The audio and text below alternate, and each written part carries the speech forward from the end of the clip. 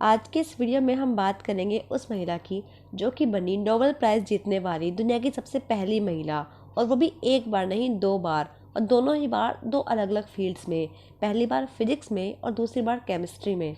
और साथ ही ये अपने आगे आने वाली पीढ़ी के लिए ऐसा प्रेरणा का स्रोत बनी कि आगे चलकर उनके परिवार में 5 लोगों को नोबेल प्राइज़ का सम्मान हासिल हुआ। तो हम बात कर रहे हैं मैडम मैरी क्यूरी की। मैरी का जन्म 7 नवंबर 1867 को आज के पोलैंड के वॉर्सो में हुआ था, जो कि तब एक इंडिपेंडेंट कंट्री ना होकर के रशियन एम्पायर का हिस्सा हुआ करता था। और मैडम मैरी क्यूरी तब मैरी क्यूरी ना होकर के मारिया स्क्लोदोवास्का हुआ करती थी। उनके घर वाले उनको प्यार से मान्या कहकर बुलाते थे।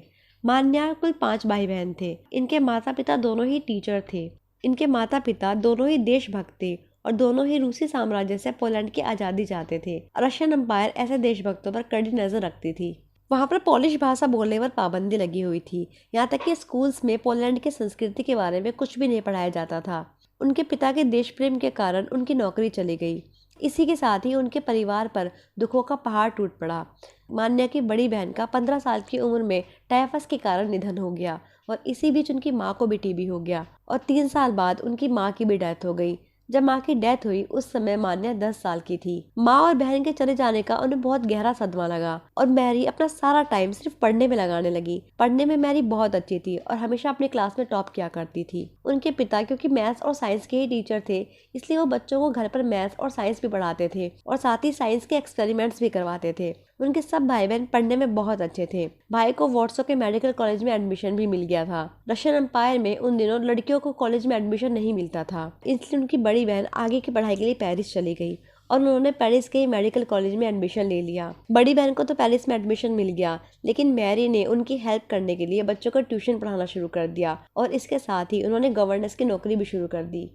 जब मैरी की बड़ी बहन कॉलेज से निकलकर डॉक्टर बन गई और पेरिस में सेटल हो गई, तब उन्होंने मैरी को भी पेरिस बुला लिया। स्कूल से निकलने के पूरे 8 साल बाद जाकर मैरी ने यूनिवर्सिटी में एडमिशन लिया। मैरी यूनिवर्सिटी के पास ही एक छोटा सा फ्लैट रेंट पर लेकर रहने लगी। सर्दियों में इनका कमरा बहुत ठंडा हो जाता था। इनके पास ज़्यादा कपड़े तो थे नहीं, तो इसलिए ठंड से बचने के लिए अपने सारे कपड़े पहन लिया करती थी। यहाँ रहना बहुत मुश्किल था, लेकिन कुछ भी हो मैरी बहुत खुश थी। जब क्लासेस स्टार्ट हुई तब मैरी बाकी बच्चों की तुलना में पढ़ाई में बहुत पीछे थी और ये ज़्यादा प्रिपेयर्ड भी नहीं थी, लेकिन उन्होंने हार नहीं मानी और दिन रात मेहनत की। इतनी मेहनत की कि कभी कभी ये पढ़ने के चक्कर में खाना तक खाना भूल जाती थी। और जब रिजल्ट आया तो इनको मिला first rank master of physics में। जब इनको आगे अपनी पढ़ाई के लिए रिसर्च करने के लिए लैब की ज़रूरत पड़ी, तब इसी कड़ी में उनकी मुलाकात हुई पियरे क्यूरी से। पियरे क्यूरी पेरिस के municipal school of industrial physics and chemistry के लैब चीफ थे। पियरे और क्यूरी दोनों काफ़ी अच्छे दोस्त बन गए और दोनों साथ में रिसर्च किया करते थे। इसी बीच पियरे ने अपना डॉक्टरेट भी कंप्लीट किया और फिर उन्होंने मैरी को प्रपोज किया। मैरी ने हाँ कर दी और फिर इन्होंने एक बहुत ही सिंपल तरीके से शादी कर ली। यहाँ तक कि मैरी ने अपनी शादी में जो गाउन पहना था, वो गाउन वे अपने केमिस्ट्री लैब में एक्सपेरिमेंट्स करते हुए पहना करती थी। शादी हो गई। शादी के बाद इनकी एक बेटी भी हुई। इसी बीच मैरी का रिसर्च का काम भी चलता रहा। उसी समय साइंस की दुनिया में 2 बहुत बड़ी खोज हुई। इनमें से पहली थी विल्हेम रोन्टजेन के द्वारा की गई एक्सरे की खोज, जिसके लिए 1901 में इनको नोबेल प्राइज़ भी दिया गया। और सेकंड खोज थी हेनरी बैकरल की। हेनरी बैकरल ने बताया कि यूरेनियम में से एक खास तरह की रेज निकलती है, लेकिन साइंस कम्युनिटी ने हेनरी बैकरल की बातों को सीरियसली नहीं लिया। लेकिन मैरी ने इस बारे में सोचा और उन्होंने बैकरल के काम को आगे बढ़ाने का फैसला किया, और इसमें उनका साथ दिया उनके हस्बैंड पियरे क्यूरी ने। इसी बीच मैरी ने एक्सपेरिमेंट्स करते हुए पाया कि यूरेनियम के अलावा थोरियम नाम के एलिमेंट्स में से भी रेज निकलती है। यूरेनियम और थोरियम दोनों ही रेडियो एक्टिव थे। रेडियो एक्टिविटी इस शब्द की खोज मैरी ने ही की थी, और दुनिया को सबसे पहले रेडियो एक्टिविटी की डेफिनेशन भी मैरी क्यूरी ने ही दी थी। अपनी रिसर्च के दौरान मैरी ने 2 नए रेडियो एक्टिव एलिमेंट्स की भी खोज की। ये एलिमेंट्स थे रेडियम और पोलेनियम। और यहाँ पर गौर करने वाली बात यह है कि इन सारे एक्सपेरिमेंट्स को करने के लिए मैरी और पियरे क्यूरी के पास एक अच्छी लैब तक नहीं थी। वो एक स्टोर रूम में ही एक्सपेरिमेंट्स किया करते थे। दोनों इन रेडियो एक्टिव एलिमेंट्स के खतरों से अनजान लगातार अपने रिसर्च में जुटे रहे, और ये दोनों ही एलिमेंट्स इन दोनों को बीमार करती रही। लेकिन उस टाइम इस कपल को कोई आइडिया नहीं था कि इन एलिमेंट्स का ह्यूमन बॉडी पर क्या इफेक्ट पड़ता है। ये दोनों लगातार इन एलिमेंट्स के संपर्क में रहने के कारण बीमार रहने लगे। सन 1903 में मैरी और पियरे क्यूरी को फिजिक्स का नोबेल प्राइज़ दिया गया। इसी बीच सन 1906 में पियरे क्यूरी की मौत हो जाती है। मैरी को इससे बहुत धक्का लगता है और मैरी अपने आप को पूरी तरह से काम में डुबो लेती है। इसी बीच उनको केमिस्ट्री का नोबेल प्राइज़ भी मिलता है। केमिस्ट्री का नोबेल प्राइज़ उन्हें रेडियम और पोलोनियम की खोज के लिए मिलता है और इसी के साथ ही मैरी ऐसी पहली इंसान बन जाती है जिनको कि 2 अलग अलग फील्ड में नोबेल प्राइज़ मिला था।